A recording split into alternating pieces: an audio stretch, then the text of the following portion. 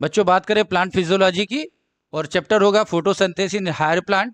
तो green plant carry out photosynthesis a physiochemical process by which light energy to drive the synthesis of organic compound.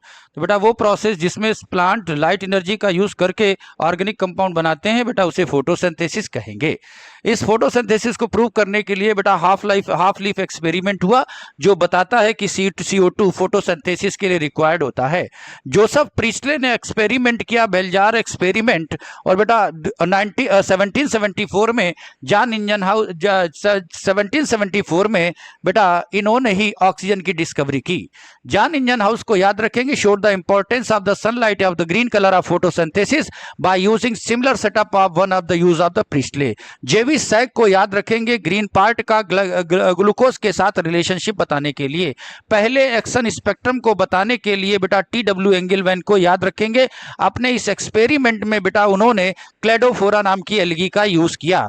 कार्लोनिस वान लीन को याद रखेंगे कि O2 बेटा O2 H2O से निकलती है, CO2 से नहीं। अपने एक्सपेरिमेंट में बेटा उन्होंने पर्पल और ग्रीन सल्फर बैक्टीरिया का यूज किया। In chloroplast membranous system responsible for trapping of the light energy and also synthesis ATP and NADPH2। Division of लेवर बेटा क्लियर कट था। जो ग्रेना थैलक्वाइड स्ट्रोमा लेमली है वो लाइट रिएक्शन के लिए जिम्मेदार होंगे, और बेटा जो फ्लूइड फिल्म मैट्रिक्स है स्ट्रोमा वो डार्क रिएक्शन के लिए जिम्मेदार होगा। लीफ पिगमेंट में पाए जाने लीफ पिगमेंट जो होते हैं उन्हें सेपरेट करने के लिए जिस टेक्निक का सहारा लिया गया उसे पेपर क्रोमेटोग्राफी कहेंगे। निकलने वाले पेपर को पेपर क्रोमेटोग्राम कहा गया, जिसमें क्लोरोफिल ए बेटा ब्राइट और ब्लू ग्रीन कलर शो करता है, क्लोरोफिल येलो ग्रीन करता है, जेंथोफिल येलो कलर देता है। Pigment are substance that are able to absorb light at the specific wavelength. Most of the photosynthesis take place in blue and red region of the spectrum. याद रखेंगे most लिखा है, only नहीं लिखा है, इसे ध्यान में रखेंगे। Chlorophyll is a major pigment of the and the chlorophyll, xanthophyll, carotenoid are the accessory pigment which protect chlorophyll A from the photo-oxidation. One molecule of chlorophyll A form reaction center, antenna molecule is equal to photosystem। तो बेटा याद रखेंगे chlorophyll सब जगह पाया गया है। NCERT ने लिखा है only one chlorophyll A molecule. Reaction centre तो क्लोरोफिल ए मॉलिक्यूल ही बनाएगा, ये नहीं लिखा है कि बाहर क्लोरोफिल ए नहीं पाया जाएगा। Photo system first reaction centre बेटा क्लोरोफिल ए 700 बनाएगा, नाम हो जाएगा P700, और फोटो सिस्टम सेकंड का रिएक्शन सेंटर P680 होगा। रिएक्शन सेंटर का नॉमेनक्लेचर उनकी डिस्कवरी पर डिपेंड करता है, उनकी फंक्शन पर डिपेंड नहीं करता। अगर आपको नॉन साइक्लिक जर्नी याद है तो non-cyclic photophosphoration is called Z scheme due to its characteristic shape of the redox potential scale। Water splitting complex जो फोटोलिसिस ऑफ वाटर के लिए रिस्पॉन्सिबल है वो inner side of the thylakoid membrane पर पाया जाता है। ध्यान रखना हुए इनर साइड की बात है, इनर मेम्ब्रेन की नहीं, ये कुछ सिली मिस्टेक आप कर सकते हैं। Product of the non cyclic photophosphorylation is ATP NADPH NH and product of cyclic photophosphorylation ATP। तो साइक्लिक फोटोफॉस्फोराइलेशन केवल ATP बनेगी और नॉन साइक्लिक में ATP NADH2 दोनों बनेंगे। Product of light reaction which are utilised in dark reaction is ATP NADPH NH। In grana, the thalliquid both cyclic and non-cyclic process occurs.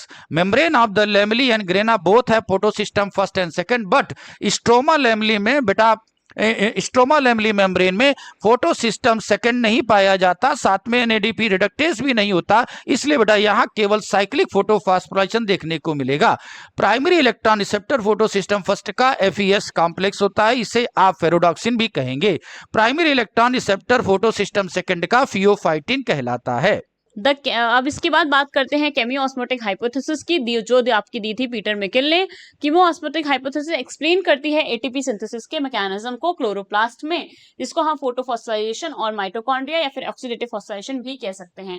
According to this hypothesis ATP synthesis जो है वो link होती है development of proton gradient से। Proton gradient जब develop होगा तो यानी कि उससे क्या होगा, लो pH हो जाएगा थाइलाकोइड में, क्योंकि H+ की कॉन्सेंट्रेशन वो ज्यादा हो जाती है ल्यूमेन में। कीमियोस्मोसिस के लिए हमें चाहिए है एक मेम्ब्रेन, एक प्रोटॉन पंप, एक प्रोटॉन ग्रेडियंट और ATPase। इसके बाद बात करते हैं केल्विन साइकिल की। तो Melvin kelvin C14 radio active पे काम किया था इन्होंने। तो इसके साथ उन्होंने बताया था कंप्लीट पाथवे हेक्सोस फॉर्मेशन का फ्रॉम द CO2। इसको हम C3 साइकिल भी बोलते हैं। केल्विन साइकिल आपकी सारे ही फोटोसिंथेटिक प्लांट्स में होती है, चाहे वो C3 हो, C4 हो या कैम हो। केल्विन साइकिल के आपके 3 स्टेजेस हैं, कार्बोक्सिलेशन, रिडक्शन, रीजनरेशन। कार्बोक्सिलेशन सबसे क्रूशियल स्टेप है। रिडक्शन स्टेज में क्या होता है, कार्बोक्सिलेशन स्टेज में आपके RUBP के साथ बाइंड अप किया था, RUBP बाइंड अप किया था आपका जो है CO2 के साथ और बनाया था उसने फॉस्फोग्लाइसरिक एसिड। रिडक्शन स्टेप में जो है यूटिलाइजेशन होता है 2 ATP और 2 NADPH का, एक CO2 मॉलिक्यूल के लिए। रीजनरेशन स्टेप में 1 ATP चाहिए होता है फॉस्फोराइलेशन के लिए to form RUBP। Regeneration step आपका बहुत ज्यादा इंपॉर्टेंट है क्योंकि RUBP का रीजनरेशन वेरी इंपॉर्टेंट है, तभी होगा तभी साइकिल चलेगी। हर CO2 के लिए 2 NADPH2 और 3 ATP यानी कि हमें टोटल चाहिए। तो यानी कि ये एक CO2 के लिए था, ग्लूकोज में होते हैं 6 CO2, तो यानी कि 6 टर्न चलनी पड़ेगी इस केल्विन साइकिल को। यानी कि टोटल हमें जो ATP लगेंगे वो लगेंगे 18 ATP और 12 NADPH2। C3 साइकिल में बेटा सबसे पहला CO2 फिक्सेशन प्रोडक्ट है आपका फॉस्फोग्लाइसरिक एसिड, 3 कार्बन का है, तभी उसे C3 साइकिल कहा गया है। और C4 पाथवे में पहला CO2 फिक्सेशन का प्रोडक्ट है हमारा ऑक्सैलो एसिटिक एसिड, 4 कार्बन का। C4 प्लांट का बेटा प्राइमरी CO2 रिसेप्टर PEP होता है जो 3C कार्बन होता है। C3 में प्राइमरी CO2 रिसेप्टर RUBP जो 5 कार्बन कंटेनिंग कंपाउंड होता है। C4 plant dry tropical region के लिए अडॉप्टेड होते हैं और इनके पास क्रेंज एनाटॉमी पाई जाती है। और क्रेंज एनाटॉमी में बेटा बंडल शीथ सेल्स मिलती हैं जिनमें लार्ज नंबर ऑफ क्लोरोप्लास्ट होता है, thick wall impervious to gaseous exchange होती है, कोई इंट्रासेलुलर स्पेस नहीं पाया जाता। C4 प्लांट में पेप्केस फाउंड पाया जाता है मीजोफिल में और रुबिस्को पाया जाता है बंडल शीथ सेल में। C4 प्लांट जो होते हैं वो CO2 transport from the malic acid और aspartic acid from mesophyll to bundle sheath cell. Rubisco जब होता है वो मोस्ट अबंडेंट एंजाइम वर्ड का होता है। Active site can bind with CO2 and O2। Rubisco के much greater affinity with CO2 when the CO2 and O2 is nearly equal. अगर बेटा CO2 O2 इक्वल होगी तो वो याराना CO2 के साथ निभाएगा। C3 plant some O2 does bind the rubisco hence CO2 fixation is decrease. बेटा क्योंकि रुबिस्को ड्यूल नेचर कर सकता है इसलिए C3 में फोटो रिस्पायरेशन के चांसेस होते हैं, इसलिए इनकी प्रोडक्टिविटी लो हो जाती है।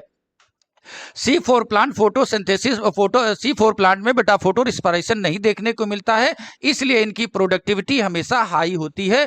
जहां पर रुबिस्को होता है बेटा वहां कंडीशन ऐसी है कभी भी CO2 की ऑक्सीजन की कंसंट्रेशन हाई नहीं हो सकती, इसलिए बंडल शीथ सेल में कभी भी रुबिस्को ऑक्सीजनेज की तरह काम नहीं करेगा।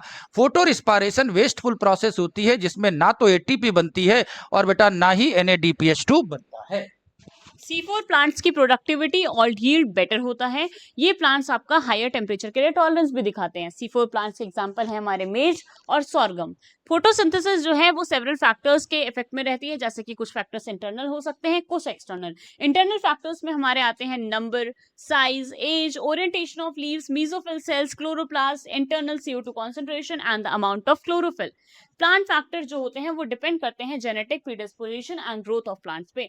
एक्सटर्नल फैक्टर्स में हमारे आएंगे सनलाइट कितनी अवेलेबल है, टेम्परेचर कैसा है, CO2 की कॉन्सेंट्रेशन क्या है और वाटर कितना मिल रहा है। किसी भी पॉइंट पे रेट जो होता है वो डिटरमाइन होता है जो फैक्टर सबसे कम प्रेजेंट है, जो जैसा कि आपके लॉ ऑफ लिमिटिंग फैक्टर्स दिया गया 1905 में बाय ब्लैकमेन्स ने। इन्होंने यही बोला कि जब बहुत सारे फैक्टर्स को कोई प्रोसेस को बहुत सारे फैक्टर्स इफेक्ट कर रहे हैं तो जो सबसे कम फैक्टर होगा वो सबसे इसको रेट डिटरमाइन करेगा। इसके बाद CO2 जो है वो सबसे लिमिटिंग फैक्टर है क्योंकि एटमॉस्फेयर में CO2 सबसे कम होती है। लाइट सैचुरेशन होता है 10% पे फुल सनलाइट की, except for plants in shade या फिर डेंस फॉरेस्ट पे जहां पे लाइट जो है रियरली एक लिमिटिंग फैक्टर है। CO2 कॉन्सेंट्रेशन C4 प्लांट्स के लिए होता है 360 और C3 प्लांट्स के लिए बियॉन्ड 450 होता है। करंट अवेलेबिलिटी CO2 लेवल की लिमिटिंग है C3 प्लांट्स के लिए। C3 प्लांट्स रिस्पॉन्ड करते हैं हायर CO2 कॉन्सेंट्रेशन के लिए by showing increase rate of photosynthesis leading to higher productivity. Experiments हुए ग्रीन हाउस क्रॉप्स पे जैसे कि टोमेटो और बेल पेपर पे। डार्क रिएक्शन एंजाइमेटिक होने की वजह से टेम्परेचर कंट्रोल है। C4 प्लांट रिस्पॉन्ड करते हैं हायर टेम्परेचर के लिए, हायर रेट ऑफ फोटोसिंथेसिस दिखाते हैं। वाटर स्ट्रेस कर देता है स्टोमेटा को क्लोज जिससे कि रिड्यूस हो जाती है CO2 की अवेलेबिलिटी। वाटर स्ट्रेस होने की वजह से लीव्स भी विल्ट हो जाती हैं जिससे कि सरफेस एरिया कम हो जाएगा और उनकी मेटाबॉलिक एक्टिविटीज भी कम हो जाएंगी। चलिए बात करते हैं रिस्पायरेशन इन प्लांट की। तो all the food that are required for the life process come from the photosynthesis. जिंदा रहने के लिए सारा खाना बेटा फोटोसिंथेसिस से आता है। सेलुलर रिस्पायरेशन वो मैकेनिज्म है जिसमें फूड मटेरियल को बेटा ब्रेक डाउन किया जाता है जिससे एनर्जी रिलीज होती है। इस ब्रेक डाउन की प्रोसेस में जो carbon carbon containing complex compound में बॉन्डिंग हुई थी फोटोसिंथेसिस में बेटा उसे ब्रेक किया जाता है जिसके कारण अमाउंट ऑफ एनर्जी रिलीज होती है। इसे आप रिस्पायरेशन कहेंगे। एटीपी को एनर्जी करेंसी ऑफ सेल कहते हैं। ठीक, जो प्लांट होते हैं बेटा उनमें स्पेशलाइज्ड रिस्पायरेटरी ऑर्गन नहीं पाए जाते हैं। क्यों नहीं पाए जाते हैं? उसके बाद भी सारी पर्पस को सॉल्व कर लेता है। Each plant take part the own gaseous exchange need very little transport of the gases from the plant part to the another plant respire at the rate of the lower than animal to the plant most of the living cell located quite close to the surface of the plant. Glycolysis Greek word से निकाला गया है जिसका मतलब है ग्लाइकोस का मतलब sugar, lysis का मतलब splitting, breakdown of glucose into pyruvic acid. बेटा इसे ईएमपी पाथवे कहते हैं। 3 साइंटिस्टों ने इसे खोजा। इनके पहले अल्फाबेट को लेकर ईएमपी पाथवे कह दिया गया। ई फॉर एम्बडन, एम फॉर मेरा, पी फॉर फार्नस। कॉमन पाथवे है, चाहे एरोबिक हो या एनोरोबिक रिस्पायरेशन हो, ये साइटोप्लाज्म में देखने को मिलता है। ग्लूकोज इस प्रोसेस में पार्शियल ऑक्सीडेशन में जाता है। एक ग्लूकोज के मॉलिक्यूल से दो पायरुविक एसिड बनते हैं। इस प्रोसेस में ना तो ऑक्सीजन यूज होती है ना ही CO2 बनती है। टोटल एटीपी की नेट गेन 8 होती है और बेटा खर्चा हो जाता है 2, बनती बेटा 10 है, 2 का खर्चा हो जाता है, नेट गेन 8 एटीपी का होता है। पायरुविक एसिड जो ग्लाइकोलिसिस का की प्रोडक्ट है, ग्लाइकोलिसिस का की प्रोडक्ट होता है। और इस टेबल को आप जरा ध्यान से देख लेंगे, याद रखेंगे बेटा ग्लाइकोलिसिस में H2O का मॉलिक्यूल बनता है ना कि कंज्यूम होता है। नेक्स्ट बात करते हैं फर्मेंटेशन की। फर्मेंटेशन होती है एनारोबिक कंडीशन। अब ग्लूकोज से पायरुविक एसिड बन गया तो अब एनारोबिक कंडीशन होगी तो फर्मेंटेशन होगी, जो कि प्रोकैरियोट्स, यूनिसेलुलर यूकैरियोट्स और जर्मिनेटिंग सीड्स में भी हो सकती है। फर्मेंटेशन में होता है इनकम्प्लीट ऑक्सीडेशन रेस्पिरेटरी सबस्ट्रेट का। पहली है अल्कोहलिक फर्मेंटेशन, ये यीस्ट में होगी और एंजाइम इसमें यूज होगा पायरुविक एसिड डी कार्बोक्सिलेट और अल्कोहल डिहाइड्रोजनेज। इसमें पायरुविक एसिड से बनेगा इथेनॉल और इसमें CO2 रिलीज होते हैं क्योंकि 2 कार्बन होते हैं एथेनॉल में, इसमें कार्बन डाइऑक्साइड रिलीज हो जाती है। लैक्टिक एसिड फर्मेंटेशन कुछ बैक्टीरिया और मसल्स में होती है। एंजाइम यूज होता है लैक्टेट डिहाइड्रोजनेज। पायरुविक एसिड से लैक्टिक एसिड बना, इसमें कोई CO2 रिलीज नहीं क्योंकि दोनों में 3 कार्बन थे। In both lactic acid and alcohol fermentation not much energy is release, less than 7% energy he release होती है। यीस्ट खुद को पॉइजन कर लेते हैं जब कॉन्सेंट्रेशन अल्कोहल की 13% तक पहुंच जाती है। नेट या टोटल एटीपी गेन फर्मेंटेशन में होता है 2 एटीपी का। अब पायरुविक एसिड से एसिटिल कोएंजाइम बनता है, लिंक रिएक्शन बोलते हैं, जिसमें ऑक्सीडेटिव डीकार्बोक्सिलेशन होता है। इसमें एंजाइम यूज होता है pyruvate dehydrogenase. Complete oxidation pyruvate का होगा by stepwise removal of all the hydrogen atoms leaving the 3 molecules of CO2। ये होगा take place in matrix of mitochondria, यानी कि आपकी Krebs cycle. The passing on of the electrons removed as part of the hydrogen atoms to molecular oxygen with simultaneous synthesis of ATP। अब ATP की synthesis होगी inner membrane में mitochondria की, that is called ETH। Next बात करेंगे बेटा Krebs cycle की, जो ऑक्सीजन की प्रेजेंस में एरोबिक रिस्पायरेशन के लिए रिक्वायर्ड होगी। इसे बेटा TCA साइकिल भी कहेंगे, नाम होगा ट्राई कार्बोक्सिलिक एसिड साइकिल। और ये माइटोकॉन्ड्रियल मैट्रिक्स में टेक प्लेस होती है। ये स्टार्ट होगी condensation of acetyl coenzyme in oxaloacetic acid water to yield the citric acid, so this cycle is also called citric acid cycle। Enzyme required होगा citric synthase। इस conversion के दौरान बेटा सक्सेनिक कोएंजाइम सक्सेनिक एसिड में जब बदलता है तो पहली SLP GTP बनती है। 3 पॉइंट होते हैं इस साइकिल में, जहां NAD से NADH2 बनता है और बेटा एक पॉइंट पर FAD से FADH2 बनता है। 2 डीकार्बोक्सिलेशन की एक्सरसाइज यहाँ देखने को मिलती है क्योंकि एक डीकार्बोक्सिलेशन लिंक रिएक्शन में हो चुका होता है। इस साइकिल में 4C compound, 5C compound, 6C compound बनते हैं, पर याद रखेंगे बेटा ओनली अल्फा कीटोग्लूटेरिक एसिड है जो 5C कंपाउंड बनता है, जो सिंगल नंबर में होता है। नेक्स्ट बात करते हैं ETS ट्रांसपोर्ट सिस्टम की। बेटा ये इनर माइटोकॉन्ड्रियल मेम्ब्रेन पर पाया जाता है। 5 कॉम्प्लेक्स इसमें इन्वॉल्व होते हैं। कॉम्प्लेक्स फर्स्ट NAD डिहाइड्रोजनेज बनाता है, सेकंड सक्सिनेट डिहाइड्रोजनेज बनाता है, थर्ड साइटोक्रोम BC1 बनाता है, fourth cytochrome AA3 2 copper centre रखता है, बेटा फिफ्थ ATP सिंथेसिस बनाता है। ऑक्सीजन फाइनल हाइड्रोजन रिसेप्टर के तौर पर काम करता है और बेटा ये वाटर मॉलिक्यूल में रिड्यूस हो जाता है। इन मॉलिक्यूल NADH का ऑक्सीडेशन होगा तो इससे मिलते हैं हमें 3 मॉलिक्यूल्स ATP के, और NADH के एक मॉलिक्यूल का ऑक्सीडेशन होगा तो इससे हमें मिलते हैं 2 मॉलिक्यूल्स ATP के। एनर्जी जो होती है ऑक्सीडेशन और रिडक्शन यूटिलाइज हो जाती है प्रोटॉन ग्रेडियंट में in the production of proton gradient to synthesise the ATP, इसको हम बोलते हैं oxidative phosphorylation. Mobile electron carrier होता है साइटोसोल सी एंड क्यूबिनोन।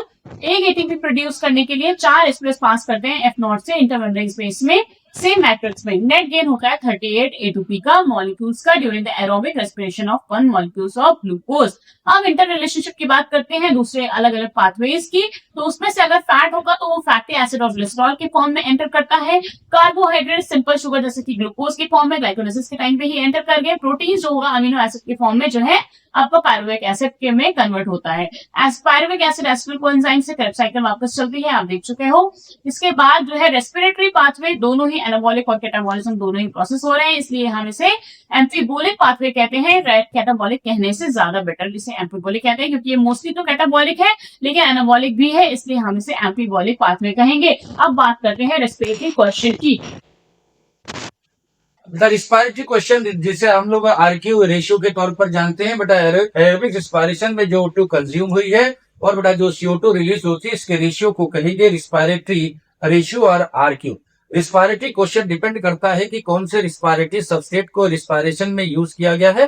कार्बोहाइड्रेट का आरक्यू 1 होता है, प्रोटीन का 0.9 होता है, ट्रिपल मेथिल फैटी एसिड का 0.7 होता है। तो याद रखेंगे प्रोटीन और फैट लेस देन 1 होता है और ऑर्गेनिक एसिड का मोर देन 1 होता है, कार्बोहाइड्रेट का 1 होता है। याद रखेंगे प्योर प्रोटीन और फैट कभी भी रिस्पायरेटरी सबस्ट्रेट के तौर पर यूज नहीं होते।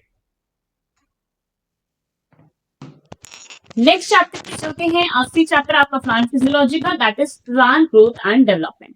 ऑल सेल्स ऑफ प्लांट किससे बने हैं? जाइगोट से बने हैं, जितने भी सेल्स हैं। डेवलपमेंट आपका सम है दो प्रोसेस का, ग्रोथ का और डिफरेंशिएशन का। ग्रोथ जो होती है वो इरिवर्सिबल परमानेंट इंक्रीज होता है किसी भी साइज में या किसी पार्ट में या किसी इंडिविजुअल सेल में। ग्रोथ में मेटाबॉलिक प्रोसेस होते हैं, दोनों ही कैटाबॉलिक भी एनाबॉलिक भी, with the expense of energy. Plant growth generally indeterminate होती है, हम उसे डिटरमाइन नहीं कर सकते, अनलिमिटेड होती है through out the life. Plant show करते हैं ओपन फॉर्म ऑफ ग्रोथ, यानी कि न्यू सेल्स हमेशा ऐड होते रहते हैं प्लांट बॉडी में। ग्रोथ अगर सेलुलर लेवल की बात करें तो कॉन्सिक्वेंस है इसमें प्रोटोप्लाज्म का अमाउंट बढ़ जाता है। ग्रोथ बहुत सारे और पैरामीटर से भी हम नाप सकते हैं, जैसे कि फ्रेश वेट का बढ़ना, ड्राई वेट का बढ़ना, लेंथ का बढ़ना, एरिया का बढ़ना, वॉल्यूम का बढ़ना और सेल नंबर का बढ़ना। पॉलन ट्यूब की जो ग्रोथ होती है उसको हम मेजर करते हैं लेंथ के टर्म्स में। सरफेस एरिया अगर बढ़ेगा तो ये हमारा दिखाता है ग्रोथ इंक्रीज इन डॉर्सीवेंट्रल लीफ में। फेजेस ऑफ ग्रोथ की बात करते हैं तो 3 फेजेस होते हैं। बेटा फेजेस ऑफ ग्रोथ की बात करेंगे तो 3 फेज देखने को मिलेंगे। पहला मेरिस्टेमेटिक, एलोंगेशन और मैचुरेशन। जो मेरिस्टेमेटिक फेज की सेल होती है बेटा वो रिच प्रोटोप्लाज्म रखती है, थिन वॉल रखती है, एक्टिव सेल डिवीजन रखती है और एबंडेंट प्लाज्मोडेस्मेटल कनेक्शन रखती है। नेक्स्ट फेज एलोंगेशन फेज कहलाता है बेटा, इसमें सेल में वैक्यूलेशन देखने को मिलता है, इसके कारण मैक्सिमम ग्रोथ यही देखने को मिलती है, नई सेल वॉल का डेपोजिशन होता है। मैचुरेशन फेज में जो सेल होती है वो अपने मैक्सिमम साइज को गेन करके सेल वॉल और प्रोटोप्लाज्म मॉडिफिकेशन को परफॉर्म करती है। और अगर increase growth per unit time की बात करें इसे ग्रोथ रेट कहेंगे। Growth rate shows an increase, दर में भी अर्थमेटिक और ज्योमेट्रिकल, दो तरह से हम इसे शो कर सकते हैं। रूट इलांगेशन कांस्टेंट रेट में एक्सप्रेशन ऑफ अर्थमेटिक ग्रोथ को शो करता है। Linear growth curve can be expressed by LT equal to L0 plus RT से शो करेंगे। Geometrical growth both daughter cell continuously divide in 3 phase, lag, log और stationary phase देखने को मिलता है। और बेटा इस फेज में बनने वाला जो ग्रोथ कर्व होता है वो सिग्मॉइड और एस शेप कहलाता है। एक्सपोनेंशियल ग्रोथ को रिप्रेजेंट करने के लिए हम लोग W1 W0 ERT फार्मूले का यूज करते हैं। R जहां रिलेटिव ग्रोथ रेट को शो करता है, इसे आप नए प्लांट मटेरियल के बनने की प्रोसेस कहते हैं, इसे आप एफिशिएंसी इंडेक्स कहेंगे। क्वांटिटेटिव कंपैरिजन बिटवीन ग्रोथ और लिविंग सिस्टम किया जाए तो एक पैरामीटर एब्सोल्यूट ग्रोथ का होता है, जिसमें measurement and comparison total growth per unit time की बात करेंगे। रिलेटिव ग्रोथ में growth per unit time with respect to initial parameter की बात करेंगे। एसेंशियल एलिमेंट जो ग्रोथ के लिए रिक्वायर्ड होते हैं वो वाटर, ऑक्सीजन और न्यूट्रिएंट होंगे। Plant growth further development intimately link to the water status of the plant. तो प्लांट की जिंदगी को चलाने के लिए बेटा वाटर की रिक्वायरमेंट होती है। Oxygen help in releasing of metabolic energy, oxygen metabolic energy निकालने के लिए जरूरी होगी। वाटर मीडियम प्रोवाइड करता है सारी एंजाइमेटिक एक्सरसाइज के लिए जो ग्रोथ के लिए नेसेसरी है। न्यूट्रिएंट की जरूरत होगी सिंथेसिस ऑफ प्रोटोप्लाज्म के लिए, act as source of energy, undifferentiated shoot and root apical meristem. अब इसमें हम ग्रोथ की बात करते हैं तो अनडिफरेंशिएटेड सेल्स से, जैसे कि आपका शूट और रूट के बना उसमें आपका डिफरेंशिएशन हुआ, उससे बने डिफरेंशिएटेड सेल्स जैसे कि पैरेन्काइमा, पॉलिनकाइमा, स्क्लेरेन्काइमा, डिवीजन एबिलिटी अब लॉस हो गई है, प्राइमरी जाइलम और फ्लोएम बन गए। अब इसमें होता है कभी कभी वापस से डिफरेंशिएशन की एबिलिटी इनके पास आ जाती है, तो डी डिफरेंशिएशन होकर डी डिफरेंशिएटेड सेल्स बनते हैं जैसे कि इंटरपेसिकुलर कैम्बियम और कैम्बियम। फिर इसमें होता है कभी री डिफरेंशिएशन, तो री डिफरेंशिएटेड सेल्स बनते हैं जैसे कि सेकेंडरी जाइलम, फ्लोएम, पॉल। अब इस डिवीजन की एबिलिटी परमानेंटली लॉस हो चुकी है या फिर सेकेंडरी कॉर्टेक्स भी हो सकता है। री डिफरेंशिएशन होने के लिए डी डिफरेंशिएशन होना जरूरी होता है। डेवलपमेंट में वो सारे चेंजेस आते हैं जो ऑर्गेनिज्म अपनी पूरी लाइफ साइकिल में, जैसे कि जर्मिनेशन ऑफ सीड से लेके अपने मरने तक करता है, वो सारे चेंजेस हमारे डेवलपमेंट में आते हैं। प्लास्टिसिटी, प्लांट्स कभी कभी डिफरेंट पाथवे कर लेते हैं, अपने डिफरेंट स्ट्रक्चर बना लेते हैं इन रिस्पॉन्स टू एनवायरमेंट या फेजेस में। तो जो है इसको हम एग्जांपल है हेट्रोफिली, जैसे कि कॉटन, कोरिएंडर और लॉक्सपन में होती है। कभी कभी जो बटर कप की शीप्स लीव्स होती हैं वो एयर में दूसरे शेप के होते हैं, वाटर में दूसरे शेप के होते हैं, तो उसमें भी डिफरेंस आना ये आपका बटर कप में होता है। डेवलपमेंट जो है दो फैक्टर्स के कंट्रोल में है, इंट्रिंसिक और एक्सट्रिंसिक। इंट्रिंसिक यानी कि इंट्रासेलुलर, जिसमें आपके जेनेटिक्स यानी कि पीजीआर वगैरह आएंगे। एक्सट्रिंसिक में आएंगे आपके लाइट, टेम्परेचर, वाटर और ऑक्सीजन। आप शुरू करते हैं बात यानी कि पीजीआर की। तो पीजीआर बेटा small simple molecule diverse chemical composition होते हैं। जो ऑक्सीन है वो इंडाल कंपाउंड होते हैं, साइटोकाइनिन एथिलीन डेरिवेटिव होते हैं, जिब्रेलिन टेरापेन्स होते हैं। जो ग्रोथ प्रमोटर्स होते हैं, ग्रोथ प्रमोटिंग एक्टिविटी कराते हैं, मतलब जिन्हें ग्रोथ प्रमोटर कहा गया वो सेल डिवीजन कराए, सेल एनलार्जमेंट कराए और फॉर्मेशन ऑफ ट्रॉपिक ग्रोथ को कराए, फ्लावरिंग, फ्रूटिंग, सीडिंग कराएं। और वो जो ग्रोथ प्रमोटर हार्मोन होते हैं, इस कैटेगरी में हम लोग ऑक्सीजन, जिब्रेलिन और साइटोकिनिन को रखते हैं। और वो जो ग्रोथ की एक्टिविटी को इनहिबिट कराते हैं, जैसे डॉर्मेंसी, एब्सेशन और response to wound and stress, ऐसे पीजीआर को बेटा हम लोग ग्रोथ इनहिबिटर कहते हैं। For example abscisic acid, ethylene बेटा प्रमोटर और इनहिबिटर दोनों होता है। बट लार्जरी अगर हम लोग बात करते हैं एथिलीन, तो बेटा वो इनहिबिटर होता है। पहले पीजीआर ऑक्सिन की बात करें, ऑक्सिन को आइसोलेट किया है एफडब्ल्यू वेंटने tip of coleoptile of the oat seedling से। और बकाने फूलिश डिसीज को याद करते हैं बेटा, बकाने फूलिश डिसीज को याद करते हैं rice seedling cause by pathogen का नाम है जिब्रेला फुजिकोरी और बेटा साइंटिस्ट का नाम है ई कुर्सोवा।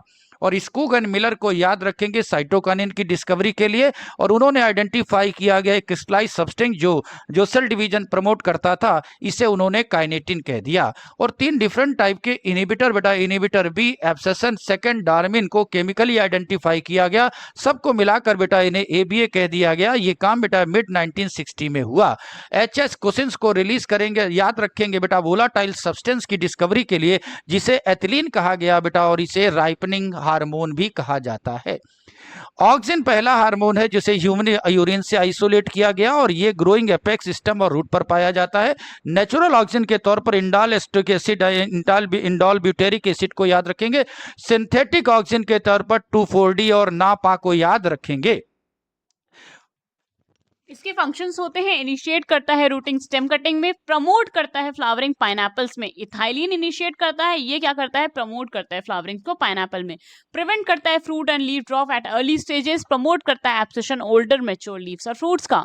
एपिकल डोमिनेंस शो करता है, जो ग्रोइंग एपिकल बड होती है वो इनहिबिट करती है ग्रोथ लेटरल बड्स की। डीकैपिटेशन यानी कि हम शूट टिप्स को रिमूव कर देते हैं, तो इससे ग्रोथ लेटरल बड्स की बढ़ जाती है, जो कि यूज होता है हमारा ट्री प्लांटेशन और हेज मेकिंग में। ऑक्सिन पार्थिनोकार्पी को इंड्यूस करता है, टोमेटोज में यूज होता है एज अ हर्बिसाइड। 2,4-D किल करता है डाइकॉट वीड्स को, ये यूज होता है वीट फ्री लॉन्स बनाने के लिए, जाइलम डिफरेंशिएशन और हेल्प करता है सेल डिवीजन में। नेक्स्ट हार्मोन होगा बेटा जिब्रेलिन। जिब्रेलिन आज मोर देन 1 जिब्रेलिन को आज तक खोजा गया है बेटा, इन्हें फंगस और हायर प्लांट से आइसोलेट किया गया है। पॉपुलरली यूज होने वाला फर्स्ट जिब्रेलिन GA3 कहलाया है। सारे जिब्रेलिन एसिडिक होते हैं और ये बेटा ग्रेप्स के स्टॉक की लेंथ को बढ़ाते हैं, जिसके कारण बेटा उनकी प्रोडक्शन बढ़ जाता है।